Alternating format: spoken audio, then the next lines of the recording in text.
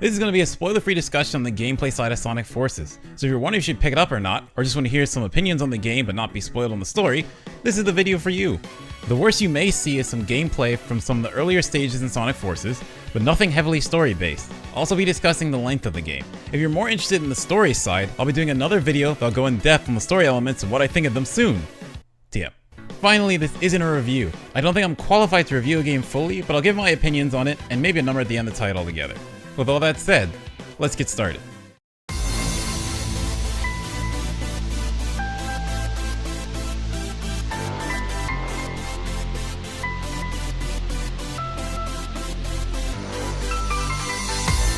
Probably the most obvious thing when someone thinks about a Sonic game is, how's the music in the game?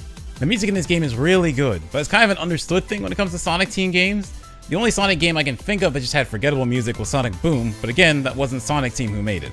The music also has a kind of Generations feel to it, where classic Sonic has very retro-styled songs, modern Sonic has orchestral or just instrumental music, and the Avatar has their own music with vocals added in. Speaking of the Avatar, your avatar is one of the biggest things in Sonic Forces that a lot of people had their eyes on. Would this be used well and become a new staple in the franchise, or would this end up some sort of DeviantArt OC mess?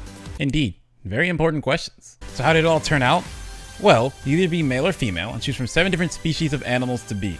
A dog, a wolf, a rabbit, a bear, a cat, a bird, or a hedgehog. Each of these species have a specific ability tied to them. Wolves pull nearby items towards them, making collecting rings on stages simpler by just running near them. Rabbits have extended invincibility when hit. Birds have access to a double jump. Hedgehogs have their drop rings stay on the ground longer after getting hit, and etc. These abilities are nice, and they make the choice of what species to be more meaningful, though some are definitely better than others. I'm looking at you, birds. After choosing a species, you move on to pick your style of head shape for that species. Affects ear shape and positions, and spine/fur/feather positions. Some of the styles are also different between male and female avatars of the same species, which is a nice touch. Though I would have liked to see more styles in the game, but it's fine. Next, you pick your skin color, eye shape, eye color, body color, voice, and finally victory pose. Honestly, there's a lot of little options you have here to try and make a unique character to represent you. Whether you're making your Sonic OC that you've always had and bringing them to life in the mainline game for the first time, or just making a brand new character, I think this was executed very well. After playing through the first stage, you lock the full-on avatar menu where you can equip gear and Wispins that you've unlocked. Honestly, I love this system as it was one of the driving factors to me wanting to S-rank all the stages and see what unlocks I'd get. They really let you run wild with what your character can have and be. Want to be partially roboticized and have robot hands and feet? Go ahead. Dichromatic eyes? Sure. Want to wear the shoes of or represent your favorite Sonic character? You can unlock those too. Want to wear a full rubber suit that makes your character look like they're made of metal or liquid? Why not? The sheer amount of options they give you is very impressive. You make a cool looking original character to recreate a character from another series, having the most edge possible, or even some of the oddest or weirdest things you can think of. Seriously, whose idea were these? I will say that I did not enjoy some of the ways you unlock avatar equipment in the game. I think S-ranking the stages for new pieces was fun, and getting excited for what you might get is enjoyable. The system is also not random, and you get the same pieces for completing the same missions, thank goodness. However, having gear tied to things like leveling different species of animals I didn't really like. You can make more avatars after you beat the story, but you've already beaten the story. So unless you really want to make some other characters and grind out levels to see what you get, there's not much incentive, and those items might as well not exist. I also would have liked to see more animals to choose from for your avatar, especially the ones that many of Sonic's friends already are. There's no bats, foxes, chameleons, or even echidnas. Okay, well, that one makes sense. I don't think this is a huge takeaway from the system as a whole, but it would have been nice to see. However, this is a video game after all, so outside of just making characters, how's the game itself? Well, the first thing you'll notice once you get into the main game of Sonic Forces is the world map, and it's really a mess. It's generation style, so you'll be revisiting stages, with each character having their own version, but they kind of just drop all of that on the map so it becomes very cluttered. You hit X to open up a list, which is all you're going to do when replaying stages, but this doesn't help with how bad the world map is. What this game really needed was some kind of hub or overworld to give the world more life to it. This would have given us more time to interact with the other non-playable characters, besides the cutscenes or stage dialogues before, after, or during a stage. As we discussed, Sonic Forces has a generation style to it. Next we'll go through the playable characters, Classic Sonic, Modern Sonic, and your own avatar. Honestly, Classic Sonic felt kinda wasted in this game. This is also coming from a person who wanted them to use the generation formula and build on it, but I really didn't care for any of his stages all that much, and it really felt like he wasn't actually doing anything. They have Tails go with him as he doesn't talk, so you're basically told what you've been doing in these stages, but playing the stages themselves doesn't feel like I've actually done what I'm told I did. You also had the most frustrating stage in this game for me. In general, I didn't like the way the physics of the game worked for him especially. At some points it felt off with Modern Sonic, but it was most of the time with Classic Sonic that had to really adjust how he controls over being intuitive. For instance, sometimes you run and press down the spin dash and he just doesn't do it, so you just run into an enemy and get hit. Other times he does it like he's supposed to. It's almost like they made it so he has to decelerate to spin dash, which doesn't make sense in a game about, you know, speed. I will say though that drop dash is utilized well in this game, and I definitely found myself using it more here than I did in Sonic Mania. Honestly, it really didn't feel like Classic Sonic even had that many stages when I finished the game, as I thought he only had 3. When I double checked and saw he had 6 stages on top of his Classic Sonic only boss fight, I was definitely surprised. For the most part, I enjoyed all the modern Sonic stages. The argument of what's better between adventure or boost gameplay is still up in the air. However, the early notion about Sonic Forces that went around that you can hold one button and beat all of his stages is a farce, and if you try that, you end up dying. A lot. I would say that I think his stages need to be a bit longer, as with boost gameplay and the pure speeds that Sonic can reach, the stages feel like you just blow through them too quickly. I really feel like they were aiming to make this a game where the stages were all short and you want to replay them to get the other stuff, but I don't think that worked out very well. In total, there were 7 modern Sonic stages and 2 modern-only boss fights, making modern Sonic have the most solo-only fights in the game. I honestly loved the Avatar stages. Being able to play as a character you made in a Sonic game and take part in the events that happened was honestly like a dream come true. I'll admit, I wasn't too keen on the custom characters when they were first announced, but they turned out really well in this game. The biggest gripe I have with the Avatar stages is the way the Wispins, the Avatar's weapons, were implemented in Forces. I like the system, but stages basically want you to use 2 or 3 Wispins, and if you don't have those, you have to play through the stage in a set way. It would have been much nicer if the Wispins were just some stock weapon that changed with each Wisp you get, so you have more choices and paths you can take on every stage without needing to restart with a different weapon. A lot of early complaints about the game were about it being linear. I personally don't think that it was, as it followed the formula that most Sonic games do of branching paths. The issue is, on the Avatar stages at least, a lot of these branching paths were tied to having specific Wispin on you. If you weren't using a specific one, then you completely missed that path, and the game then wanted you to replay the stage to see what you missed basically. Most people just aren't going to do that in Sonic Forces, so that sparks the linear issue. You can use rental avatars on stages and actually swap between them and your own by using a trigger button. This helps with needing certain Wispins on the stage, but this is honestly something I didn't even know about after I had beaten the game and saw someone speedrunning a stage on YouTube. Now maybe they did fully explain this and I just missed it, but I don't think I was alone in thinking the system just made you play as the rented character and not your own. There are 7 different Wispin weapons in the game. You can unlock variations of those weapons by completing missions and secret/extra stages. These variations come with abilities that let the equipped avatar do augmented things, like collect rings when defeating enemies, stop on a dime no matter how fast you're running, and increase grinding speed. But, if you get a Wispin with the ability that gives you a burst of speed when you land, trust me, don't use it.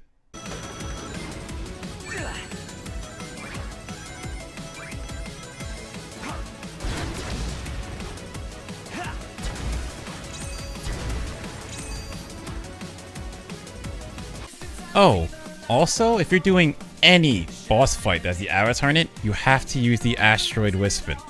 Boss fights basically only have Asteroid Wisps, and any other Wispins can seriously just drag out boss fights so they aren't good at damaging the boss. I know one boss fight in particular, I beat in around 6 or so minutes. A friend of mine took 25 minutes to do that same boss, so they had the wrong Wispin equipped to do a boss fight. For the Avatar, there were a total of 7 stages and 1 Avatar-only boss fight. There's actually one other style of play present in Sonic Forces that would be amiss not to discuss, and that is Sonic and the Avatar together. As I mentioned, I love the Avatar stages, but I really love the stages that were in this style. It overall gave me a huge vibe of another Sonic game, especially when I first saw the double boost in a trailer. Alright, we got some new Sonic Forces gameplay from Gamescom by IGN. Time to check this out and see what's going on. The enemy's factory is inside the pyramid. I can send reinforcements if you don't think you can handle it. No need. The 2 of us are more than enough. We'll blitz the place. All right. So far, so good. So far, so good.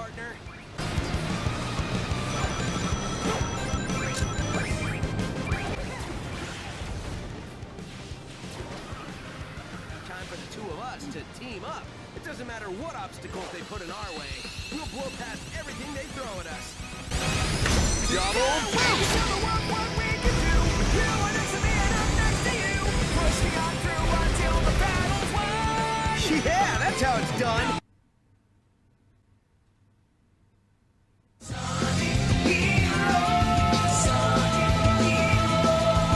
This to me was the punctuation of taking Generation's formula and adding to it. Now the issues I had with the controls on Sonic stages make more sense on these ones, so they basically use half the face buttons for Sonic and the other half for the avatar. This was chosen over using a button to swap characters like in the actual Sonic Heroes. This mechanic felt fine on these stages, but definitely held back the normal Sonic stages, so the decision on which is better between swapping with a button or this more fluid way is hard. It's very enjoyable when playing to just hit X to use the avatar's whisk spin and then easily go back to Sonic to boost, for instance, with Y. Honestly, I enjoyed this style so much that I wanted to play it more, but there was only 3 Avatar and Sonic stages and 2 boss fights that use these two together in this way. Now that we've run through all the characters you will play as in Sonic Forces, let's discuss the things that will get you replaying these stages, the unlocks.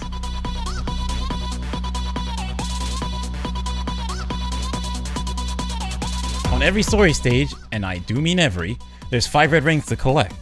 Sounds normal for most Sonic games these days, but Forza goes beyond that. As you collect the 5 red rings and finish the stage, you have to play through the stage again to collect 5 time rings and finish the stage. You then have to play through the stage again to collect these clear moons that are also timed by the way, and then finish the stage again. You're probably asking yourself, what do I get for collecting all of these? Well, the red rings unlock bonus challenge stages that get you avatar items, and I have absolutely no idea if the other 2 get you anything, if I'm being honest. I had zero drive to replay every stage for these, when there was no guarantee they'll get something for them, and the moons especially can be just frustrating to try and get on some stages. Okay, let's do this. This is Eagle Squad. We're caught in enemy crossfire. Snake Squad requesting reinforcements. Okay, it's gone already. We can't hold out much more. That's why I still don't get why these are timed. We're caught in enemy crossfire. Snake Squad requesting reinforcements. God. This is Eagle Squad. We're caught in enemy crossfire. Oh, there's one over there? What?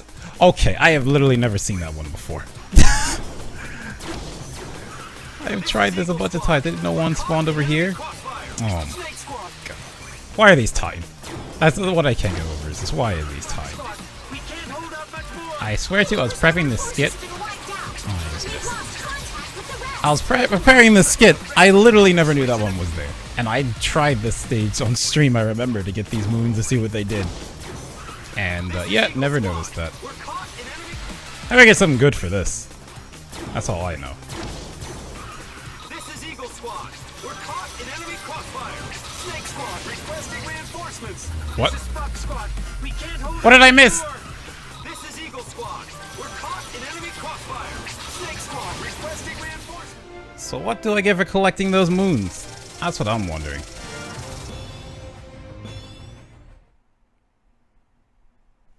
Nothing? Not even Avatar unlock? Okay, it's a waste of time. I eventually got to the point where I S-ranked all the story stages and had beaten the game, so I didn't care as much to get a piece of Avatar gear anymore. All in all, these stage collectibles, to me at least, came off more as tedious than they did interesting, especially when I didn't know if I'd get anything for doing some of them. There were also missions that had you replay stages to beat them a certain time limit, or S-rank them. These unlocked Avatar items and were a driving force to me wanting to replay some of the stages to get the S rank, or use a certain whisk spin, or execute a move they asked you to do to get more Avatar items. Though by the end of the game, especially after I beat the game, these became somewhat pointless in my honest opinion. You beat the game, so these now just give you stuff to dress up your avatars, if you want to do that, and if not, they don't really do anything. There's also daily missions that net you bonus experience to level your avatars to unlock more avatar gear. First, I really didn't like gear being tied to leveling other species, as you can just flat out miss piece of gear you may have wanted on one animal as it's locked to another. For instance, there's a scouter in the game, literally never saw it until I saw a rented cat avatar that had one. Second, these experience bonus trivialize getting S rank on some stages, as they do count towards that too. We've covered nearly everything in this game now except for the bosses. So how were the boss fights in Sonic Forces? Underwhelming, and one style boss fight is repeated too often, so it loses appeal and the fights lose their weight. Basically, that's all I can say about the bosses without spoiling. If you do want to know more about my issues with them, I'll be definitely talking a decent bit about this when I do the story discussion video. Looking back, I really think this game would have benefited from slowing down the pace of the stages and story progressions to allow things to be more fleshed out. Like, the fast style works in 2D Sonic games like Mania or Rush, but in a 3D space, when you go past things so quickly, the levels end so fast and it feels a little empty. It brings about the whole too linear debate. With all this, you must be thinking, man, he really didn't like this game. Well, I actually did. I really do think they had a good idea here, but just didn't fully follow through with the execution. The same game with just more in it to give it more time for things to build up, play out, or be experienced would have been an amazing package. When I finished the game, the main feeling I had is I just wanted to see more, but it was already over, so I was just left with that feeling. If I would give this game a score, it would be a 7 out of 10.